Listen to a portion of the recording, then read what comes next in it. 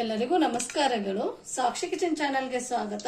ನಾನು ಇವತ್ತು ಟೇಸ್ಟಿಯಾಗಿ ಬೇಲ್ ರೆಸಿಪಿ ತೋರಿಸ್ತಾ ಇದ್ದೀನಿ. ಸಖತ್ತಾಗಿ ಟೇಸ್ಟಿಯಾಗಿರುತ್ತೆ ಈ ಬೇಲ್ ರೆಸಿಪಿ. ಮಾತ್ರ ಮನೆಯಲ್ಲಿರುವಂತ ಪದಾರ್ಥಗಳನ್ನ ಬಳಸ್ಕೊಂಡು ಈ ಬೇಲ್ನ ನಾವು ರೆಡಿ ಮಾಡ್ಕೊಂಡ್ಬಿಡ್ಬಹುದು. ಹಾಗೆ ಮನೇಲಿ ಉಳಿದಿರೋಂತ ಅಡಿಗೆ ಇರುತ್ತಲ್ಲ, ಅದ್ರಲ್ಲಿ ಈ ರೆಸಿಪಿನ ಮಾಡಿದೀನಿ. ಟೇಸ್ಟಿಯಾಗಿರುತ್ತೆ. ಹಾಗಿದ್ರೆ ಬನ್ನಿ ಯಾವ ತರ ಮಾಡಿದೀನಿ ಅಂತ ನಿಮ್ಗೆ ತೋರಿಸ್ಕೊಡ್ತೀನಿ. ನೋಡಿ, ನಾನು ಇಲ್ಲಿ ಇವಾಗ 4 ಚಪಾತಿ ಉಳಿದಿತ್ತು. 4 ಚಪಾತಿನ ತಗೊಂಡಿದ್ದೀನಿ. ಇವಾಗ ಇದರಿಂದನೇ ನಾನು ಸ್ನಾಕ್ಸ್ ಮಾಡ್ತಾ ಇರೋದು. ಇವಾಗ ನಾನು ಇದಕ್ಕೆ ಒಂದ್ ಸೈಡ್ ತುಪ್ಪನ ಸ್ಪ್ರೆಡ್ ಮಾಡ್ಕೊಂತ ಇದ್ದೀನಿ. ನೀವು ತುಪ್ಪನಾದ್ರೂ ಹಾಕೊಳ್ಳಿ, ಎಣ್ಣೆನಾದ್ರೂ ಹಾಕೊಳ್ಳಿ, ಅಥವಾ ಬೆಣ್ಣೆನಾದ್ರೂ ಇಲ್ಲಿ ಸ್ಪ್ರೆಡ್ ಮಾಡ್ಕೋಬಹುದು. ನಾನು ತುಪ್ಪನ ಸ್ಪ್ರೆಡ್ ಮಾಡ್ಕೊಂತ ಇದ್ದೀನಿ ಒಂದ್ ಸೈಡು. ಈ ತರ ನಾವು ತುಪ್ಪ ಎಣ್ಣೆ ಸ್ಪ್ರೆಡ್ ಮಾಡ್ತೀವಲ್ವಾ, ಕ್ರಿಸ್ಪಿಯಾಗಿ ಬರುತ್ತೆ ಈ ಚಪಾತಿ ಮಾತ್ರ. ಏನ್ ಸ್ಪ್ರೆಡ್ ಮಾಡಿದೀವಲ್ಲ ತುಪ್ಪನ, ಅದನ್ನ ಮತ್ತೆ ಒಂದ್ಸರಿ ನಾವು ತಿರ್ಗಿಸ್ಕೊಂತ ಇದ್ದೀನಿ. ಇನ್ನೊಂದ್ ಸೈಡ್ ಸಹ ತುಪ್ಪನ ಸ್ಪ್ರೆಡ್ ಮಾಡ್ಕೊಂತ ಇದ್ದೀನಿ.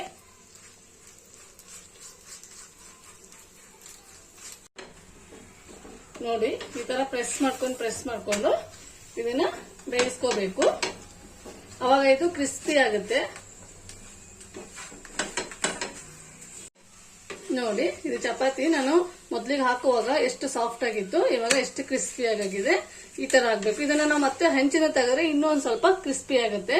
ಇದೇ ತರನೇ ನಾನು ಇನ್ನೂ 3 ಚಪಾತಿನ ಬೇಯಿಸ್ಕೊಂಡ್ಬಿಡ್ತೀನಿ. ನೋಡಿ, ಇವಾಗ ಚಪಾತಿ ನಾನು ಎಲ್ಲದನ್ನು ಇದೇ ತರನೇ ಕ್ರಿಸ್ಪಿಯಾಗಿ ಫ್ರೈ ಮಾಡ್ಕೊಂಡು ತಗೊಂಡ್ಬಂದಿದ್ದೀನಿ. ಎಷ್ಟು ಕ್ರಿಸ್ಪಿ ಆಗಿದಾವೆ ಅಂದ್ರೆ ನೋಡಿ, ಈ ತರ ಆಗಿರ್ಬೇಕು ನಮಗ್ ಚಪಾತಿ. ಇವಾಗ ನಾನಿಲ್ಲಿ ಒಂದು ಪುಟ್ಟಿ ತಗೊಂಡಿದ್ದೀನಿ. ಈ ಚಪಾತಿನ ನಾವು ಈ ಪುಟ್ಟಿಗೆ ನೀಟಾಗಿ ಈ ತರ ಮುರ್ತಾಕೋಬೇಕು. ನೋಡಿ, ನಾನಿಲ್ಲಿ ಈ ತರ ಸ್ವಲ್ಪ ದಪ್ಪಗೆ ಮುರ್ಕೊಂಡಿದ್ದೀನಿ. ಇವಾಗ ಇದಕ್ಕೆ ನಾವು ಕ್ಯಾರೆಟು, 1 ಈರುಳ್ಳಿ, ಸೌತೆಕಾಯಿ, ಹಾಗೆ ಟೊಮೆಟೊ, ಕೊತ್ತಂಬರಿ ಸೊಪ್ಪನ್ನ ಹಾಕೊಂತ ಇದ್ದೀನಿ.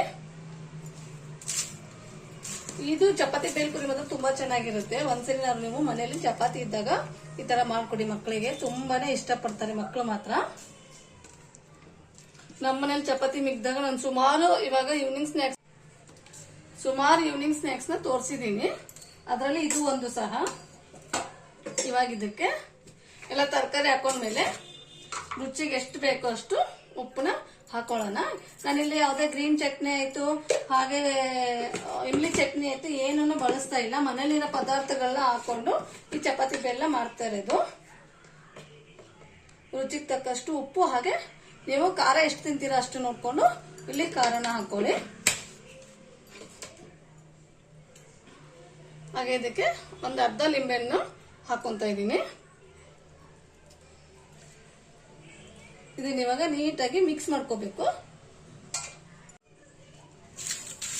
ನೋಡಿ, ಈ ತರ ನೀಟಾಗಿ ಮಿಕ್ಸ್ ಮಾಡ್ಕೊಳ್ಳಿ. ಚಪಾತಿ ಮೆತ್ತಗಾಗೋದ್ರೆ ಅಷ್ಟೊಂದು ಟೇಸ್ಟ್ ಆಗಿರಲ್ಲ.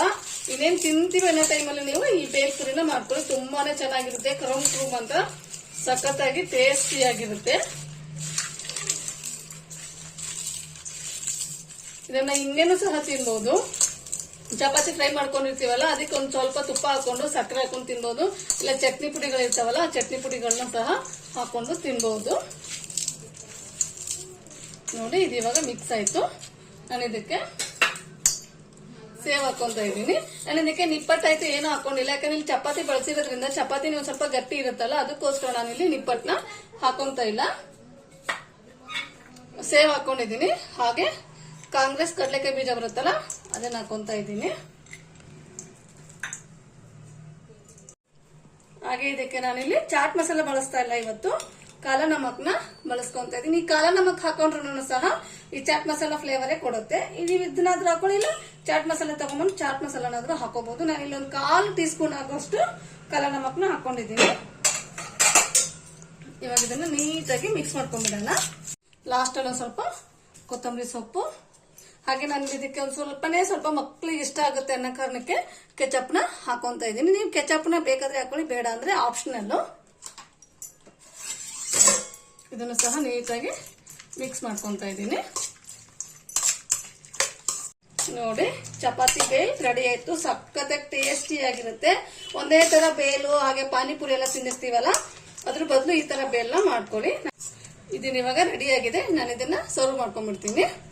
ನೋಡಿ ರೆಡಿ ಆಗಿದೆ ಚಪಾತಿ ಬೇಲ್. ಸಖತ್ತಾಗಿ ಟೇಸ್ಟಿಯಾಗಿ ಬಂದಿದೆ. ಹಾಗೆ ಇದ್ರಲ್ಲಿ ಹಾಕಿರೋಂಥ ಪದಾರ್ಥ ಎಲ್ಲ ಚಪಾತಿಗೆ ಇಟ್ಕೊಂಡು ಸೂಪರ್ ಟೇಸ್ಟಿ ಆಗಿದೆ. ಈ ನಾರ್ಮಲ್ ನಾವು ಬೇಲ್ ತಿಂತೀವಲ್ವಾ ಮಂಡಕ್ಕಿಂದ ಮಾಡ್ಕೊಂಡು, ಅದಕ್ಕಿಂತ 2ರಷ್ಟು ರುಚಿಯಾಗಿದೆ ಈ ಚಪಾತಿ ಬೇಲ್ ಮಾತ್ರ. ಸೂಪರ್ ಟೇಸ್ಟಿ ಆಗಿದೆ. ಹಾಗಿದ್ರೆ ನಾನು ಮಾಡಿರುವಂತ ಈ ಬೇಲ್ ರೆಸಿಪಿ ನಿಮ್ಗೆ ಇಷ್ಟ ಆದ್ರೆ ಪ್ಲೀಸ್ ಲೈಕ್ ಮಾಡಿ, ಶೇರ್ ಮಾಡಿ, ಕಾಮೆಂಟ್ ಮಾಡಿ. ಹಾಗೆ ನನ್ನ ಚಾನೆಲ್ನ ಸಬ್ಸ್ಕ್ರೈಬ್ ಮಾಡೋದನ್ನ ಮಾತ್ರ ಮರಿಬೇಡಿ. Thank you.